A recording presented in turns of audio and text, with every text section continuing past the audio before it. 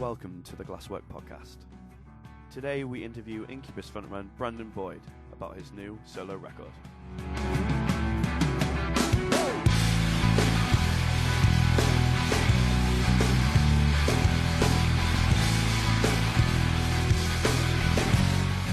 Okay, firstly, I just wanted to ask you about your new record.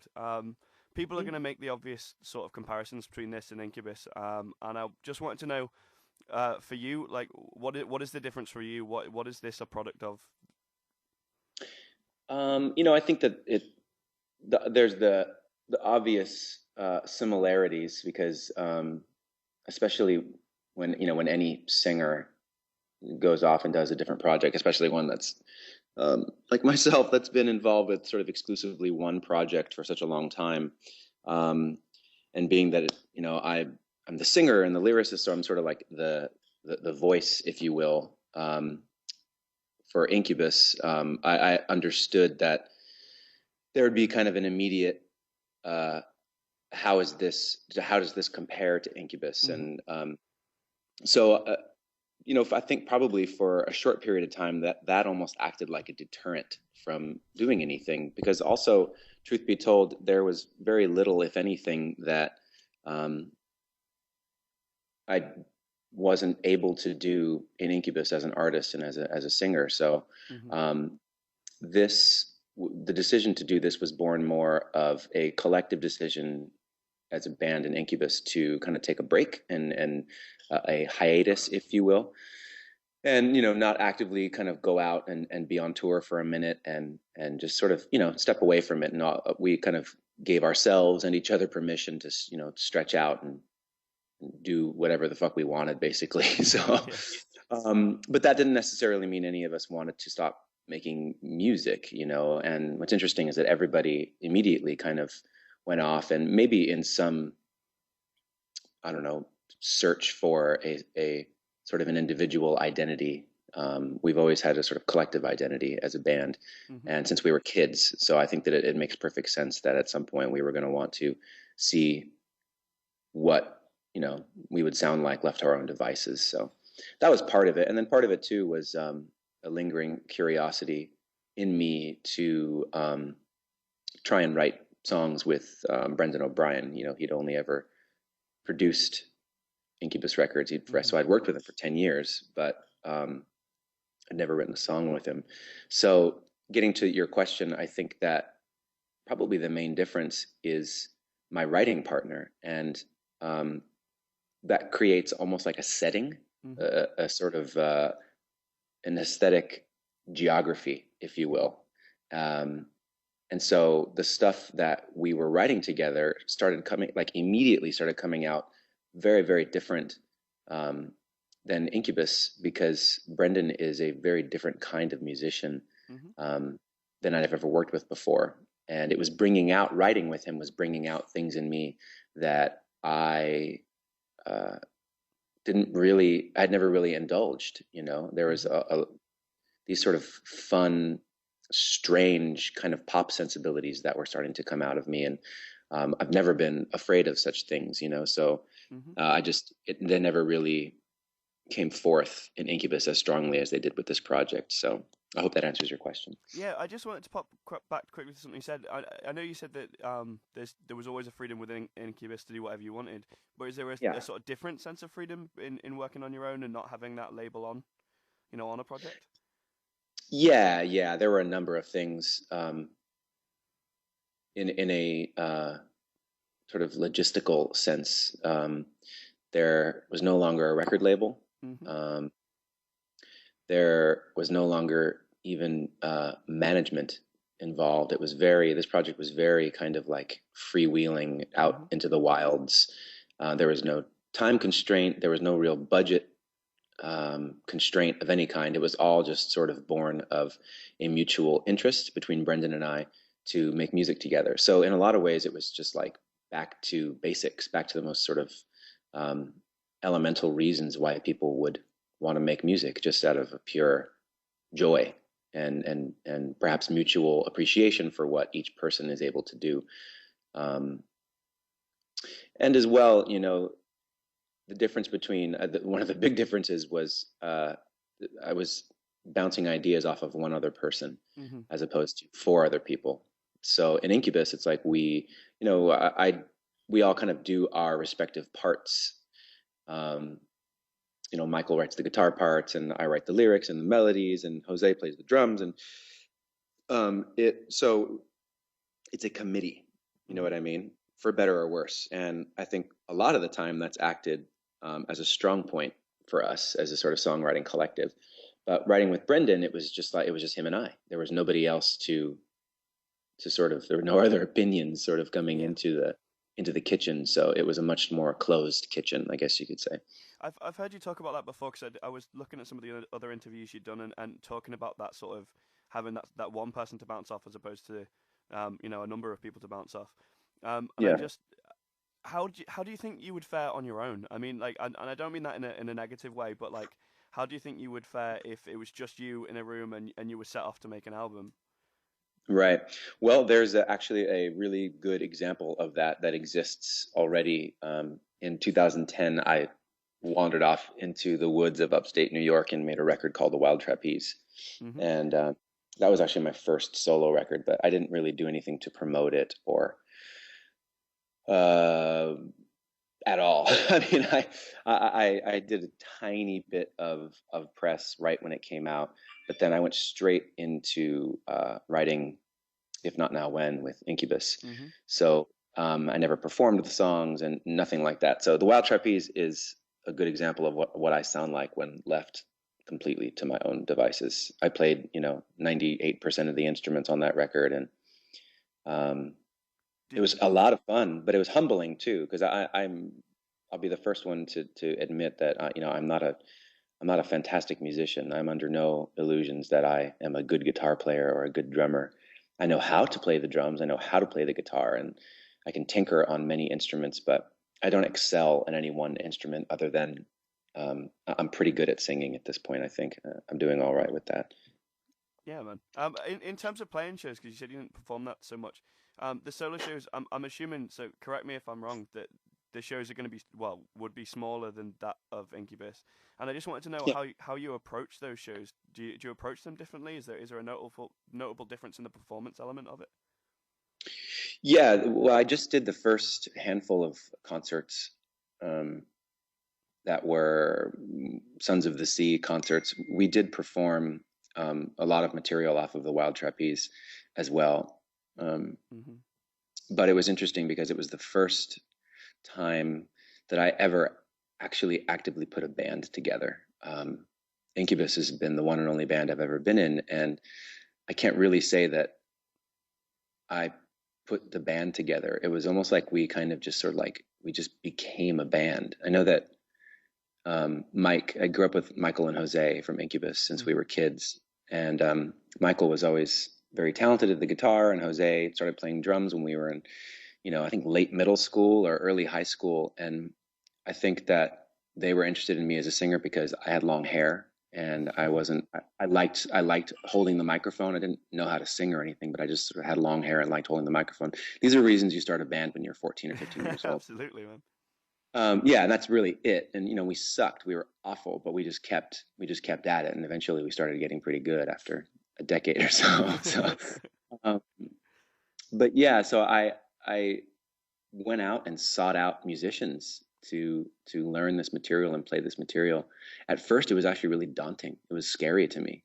Um, and but then I started meeting people who I was really sort of vibing with, and I eventually met some guys, and we started getting together and playing. And I started realizing how much sort of luck is involved in putting a band together. And so the shows were fantastic. There's only 8 of them so far, but they were so enjoyable, and I really think that I sensed from the audience reaction as well that they were enjoying themselves. So it was nice.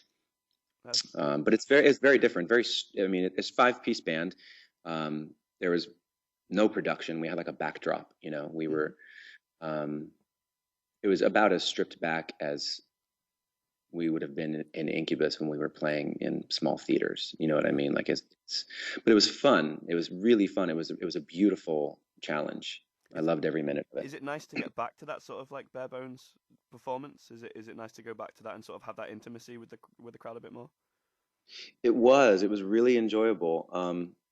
I hadn't felt that kind of thing in such a long time, and in a lot of ways, um, I, I I missed it. But in just as many ways, it made me appreciate where Incubus has sort of gotten to Hmm. after so many years and so much work. And so um, it's really, I just feel like I'm in a lovely place with it, almost spiritually, because I so look forward to doing more Sons of the Sea shows, even if it continued at that level. But I also am Hmm. so excited about going back out with Incubus and being able to play like arenas and things like that. Yeah, It's yeah. almost like I'm my cake and eating it too. That's good, man. That's good. You Yeah. use your creative arts quite often is sort of like a political platform, and I kind of wanted to know why that was or where that comes from. Hmm. I wouldn't necessarily say that I use them as a political platform. I politics are in my opinion, a fool's errand. For me at least, for me to get involved in certain things politically, has really just taught me that's a sort of fast track to massive disappointment. So I've always felt like when someone wants to get something done in a socially conscious way or create any kind of a social action, art and music are more like a fast track. They're like a super pill Hmm. to social change. So I've been lucky enough to have the opportunity to um, share art and music as a medium for social awareness and social change. That would be in my deepest intention. I don't expect for those things to happen, but Hmm. if they do, if something I paint or draw or share with people brings them into a place of a heightened awareness, then that's an amazing thing. So I've done certain collaborative art projects with, for instance, Hurley, the surf company, and we did it to just sort of help raise awareness about single-use plastics and ocean pollution. And once again, these are things that, like, if you were trying to make these moves in a political way, um, it would be infuriatingly slow. Hmm. You'd basically like trying to turn the Titanic around. It eventually stuff happens, but maybe I just don't have that kind of patience. So I like to create imagery and create sounds and stuff that perhaps evokes a reaction out of somebody that makes them maybe think differently about something that they thought they knew. Hmm. Do you start with an end goal in mind, or is it something that just sort of you can attach the meaning to it as you go along, and you can go, well, that kind of applies to this. Hmm. That's a good question. Usually I have no idea what I'm making while I'm making it, and I just sort of do it because it's enjoyable, and there's sort of a meditation in the process that I've found to be sometimes cathartic and sometimes um, just wonderful, just fun to be involved in drawing and or like writing and stuff like that. I think a lot of artists can attest to that.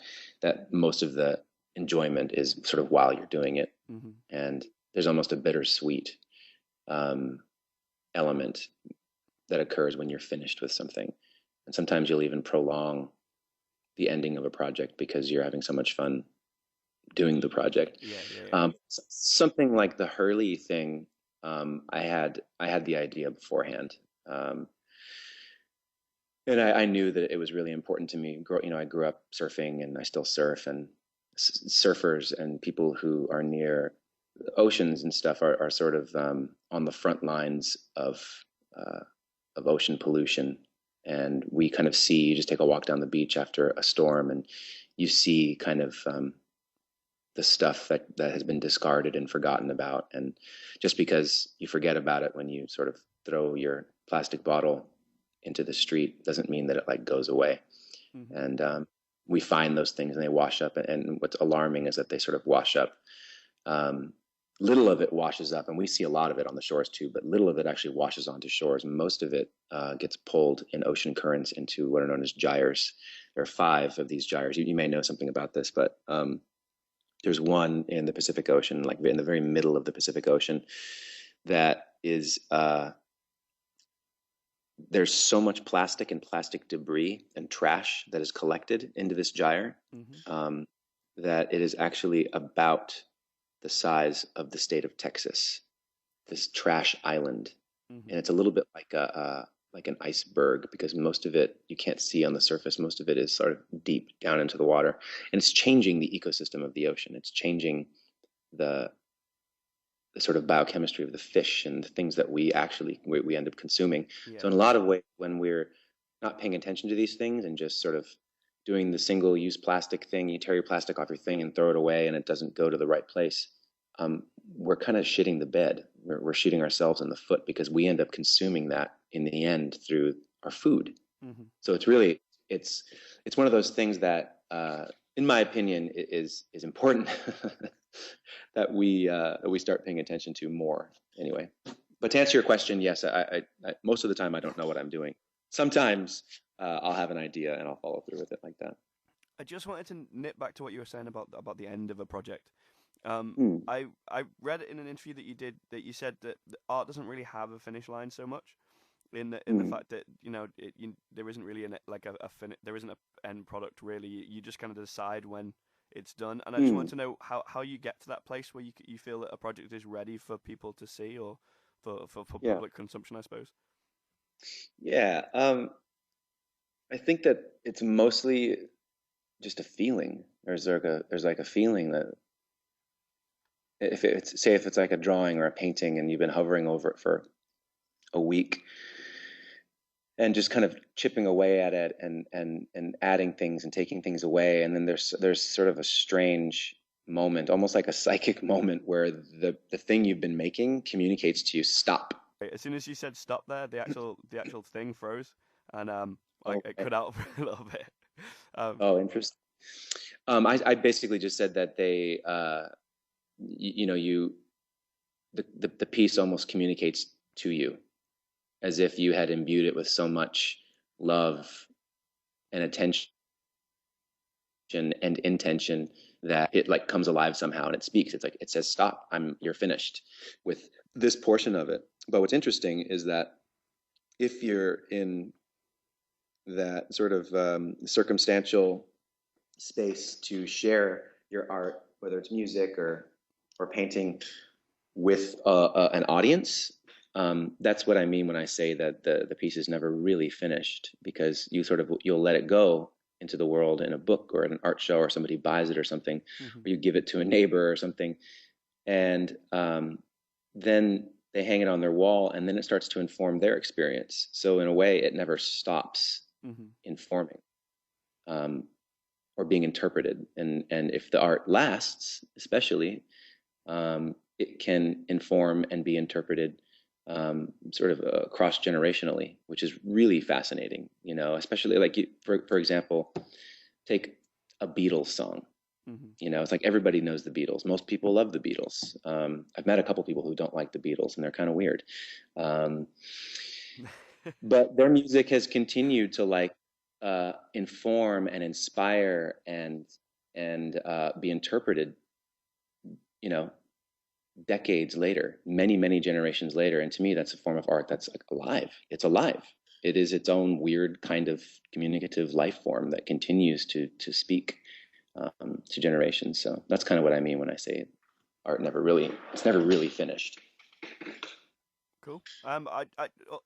Moving on a little bit, I just wanted to ask, you're quite a creative person. You create a lot of things, whether it's art or music. And I'm assuming that you have moments where you create quite a lot of stuff. How much of that material do you actually use, and how much do you kind of put to the side and go, I'm going to leave that one and come back to it, or completely scrap it altogether? Is there a lot of material that you kind of put to the side?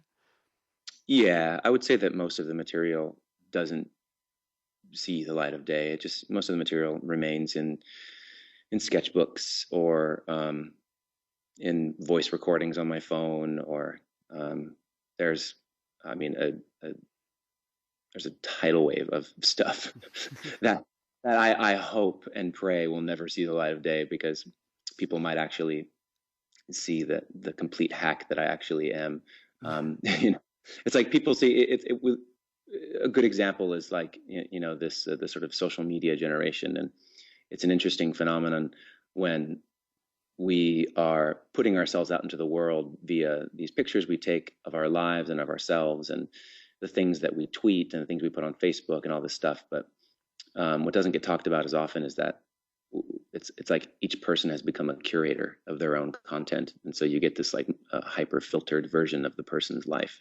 Really, it's only just a shred of that person's existence. So, in a lot of ways, an artist is kind of, you know, is similar, because you're only getting like this highly curated version until they die. That is, once they die, like everybody digs everything up and starts I was to, going you to know. ask that actually. I was going to ask if you were gonna keep that stuff like locked away in a box and then be like, oh, surprise, this is all the other stuff. I have quite a few files, both on computers and in filing cabinets and stuff, that is locked and says read only after I die, or look at only after I die. Literally, I have those things. So all the people they'll piss off and offend and stuff won't be able to get mad at me in person. I read back in school that you wanted to be an animator of some sort. Is that a medium that you still want to explore? You know, I'm still fascinated with the medium. Some of my, are you still there? Yeah, I'm still here. Sorry. Okay, great. Some of my most favorite films are animated films, and I'm like a daily cartoon watcher. You know, it's just the kind of thing that always inspired me for some reason. And I was very interested in it when I was in school. I've become more interested in, I guess, what you could call fine arts. I don't even know what that means, but like painting and photography and drawing and things. Mm-hmm. Animating is still fascinating to me, but I had a small taste of um, animating stuff. You know, Incubus made a video for our song Drive many years ago, and Mm-hmm. Jose and we drew all of the cells that were animated on that video, and it took fucking forever. It was like just one after the other. I think we drew for over a week, um, and it turned out cool. I'm happy with the way that it turned out, but like for 3 minutes of content, I mean, it was like I couldn't believe how much time it took. And I know things have changed quite a lot with sort of computer technologies and everything, but Mm-hmm. um, to answer your question, yes, I'm still interested in it, but I don't know if there's going to be any kind of like an animated feature by me anytime soon. What about you know, other mediums? Are there anything else that takes your interest, like film or anything like that you'd maybe delve into? Yeah, I'm also very interested in film, both from behind the camera, and if anyone will have me maybe one day in front of the camera, I have no idea. I mean, I know I've been just wonderfully inspired by film in so many different ways. It's kind of hard not to be. You know what I mean? Like Mm-hmm. you'd have to be without a pulse to have not been inspired by at least a handful of films in your life. So it's a fascinating medium to me. One also that I know is painstakingly slow and arduous, but um, the film's ability to inspire and create conversations and create change is really powerful. So very interested in that. Yeah, I mean, I'm interested in theater. I'm interested in becoming a better photographer. I'm interested in becoming a better singer. I just started taking voice lessons about 8 months ago or so, Mm-hmm. um, for the first time in my life, and it's been fascinating to be having been singing this long and just now start to learn some proper technique.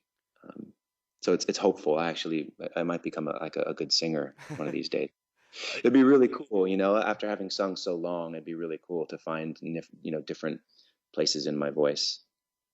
I think the idea of being a good singer is subjective. I think a lot of people would probably say that you're a pretty good singer as it is. It's a totally subjective thing, yeah. And you know, and I understand that, but I also know that I have a sort of almost dangerous curiosity about about life and about the human brain, and as well as our heart, and the Hmm. place where our heart meets our brain. And I know that I have felt um, at certain points over the past couple of years these little pangs of like, wow, you're getting older, and you see the gray hairs coming in, you see the lines starting to form on your face, and you're starting to hear yourself tell the same stories for the fifth time to the same person. And um, it becomes more and more real that our time here is so fleeting. So there's, not in a panicked way, but more in a lovingly fascinated way, I've um, just this I have this sort of like lust for life. Like I want to keep learning. It makes me Hmm. feel young, I guess you could say, like learning about as many things as I can learn about. And I feel very sort of grateful to have the opportunity to learn about all these things. If the circumstances were just a little bit different, I wouldn't have some of the same opportunities. So I'm so grateful for um, the circumstances in my life. I don't take them for granted. Absolutely. Um, I've just got a couple more questions left. And I put out I put out that I was doing this interview. I was trying to get people to contribute sort of questions for you. Mhm. And in doing so, I realized that you have a lot of fans, and I just wanted to know whether you have much correspondence with your fans. Do you? Sorry, go on. Yeah, yeah. Here and there, I do. I meet people all the time um, who are longtime listeners and sometimes new listeners. And when I meet them in person, it's wonderful because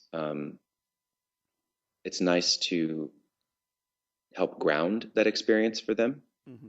And it grounds it for me too when I can meet somebody who, so I've met people who were like, I've been listening to you since I was 9, and I'm 27, and it's like that puts it into such a strange perspective, that all you can do is be sort of humbled by it.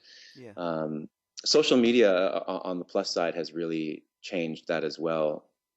People no longer have to sort of write a letter and lick a stamp and put it in the mail and hope that it gets to you. It's like they just sort of tweet at you. Hmm. And so I'm the only one that controls my Twitter feed and my Facebook page and my Instagram stuff. And so I see a lot, actually.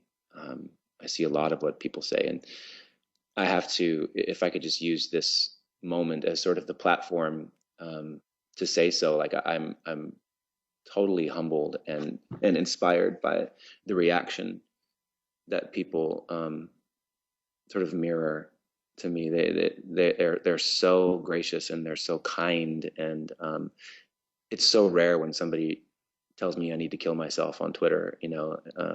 It's only happened a couple of times. Most of the time, it's just pure love. And so when I do see the "you should kill yourself" tweet, it's mostly funny. I was. People do that. It is, there are such thing as the people who are so, they have so much hurt and anger inside of them that you didn't, you know, do what you wanted them to do. They're like, you need to die. I was going to ask that. That's sort of my next question. Do you? I mean, not in the negative way at all, but like, do you let your fans have an effect on you and the work that you put out? Do you take into consideration the things that they say to you, and does that have an effect on what you output? I think that there there's probably an unconscious effect on the output, but um, consciously, I almost think it's my duty to not quote unquote give people what they want. I am not a fan of pandering. I think that it dilutes art and it dilutes sincerity. I'm constantly in search of um, a true a true voice Hmm. and true action, and not only in my own work, but in people in their daily lives, and in other people's art and in their work. Um, I think that it is sort of one of a handful of paths to happiness, is to sort of be as true to yourself as you know how to be. And if you don't know how to be, to do everything in your power to learn how to be. So when we get into this sort of pandering thing and the sort of giving people what you think they want, to me, that's dangerous territory. But to say that the things that I read and hear have zero effect would be a lie, because there is such thing as the unconscious. It's perhaps a governing force in human beings. I know that it's the majority of us. So sometimes it's wise to not read too much of what people write to you as an artist, because it can dilute. But when I do read the stuff that I read and get on the social media platform, it's mostly just inspiring. It just makes me feel good about things, because I know that people are hearing what I'm doing, and that's always nice to see, if even in some small way, like the fruits of your work, you know. Absolutely. My last question. A lot of people wanted to express, when I put this up, a lot of people wanted to express how attractive that you were, and I was just wondering whether you get that a lot, and whether it's strange being that sort of sex symbol. I think that's very nice of them. It doesn't make me feel bad, and I definitely appreciate the sentiment. It is a little bit strange sometimes, just because going back into that kind of aging thing, you know, we have these sort of fleeting moments of youth in our lives, and then the rest of our life we spend in decay. Like, our bodies are literally decaying. And so it's strange, because in our culture, and I know it's this way in England too, but definitely in America, and probably most sort of first world countries, there's this very, very strange cultural precept that the only time you're worth anything is when you're young and when you're beautiful. And that's really strange. It's really, really odd. It's almost funny, because it's such a quick. It's a blink of your life that you're young and beautiful, and then then you start to sag, and then you start to slow down. And I have to think that there is more beauty in other aspects of life than just sort of the surface aesthetic. All that being said, it's nice to be seen that way, sure, and I thank them for that. All right. Well, thank you so much for taking the time out. It's been an absolute pleasure to speak to you. Thank you, really and have a great afternoon. Yeah, you too, bud. Thank you very much again. Hopefully I'll speak to you again. Okay. Right. Thanks, man. See you. Bye-bye. Bye. I dig my toes into the sand.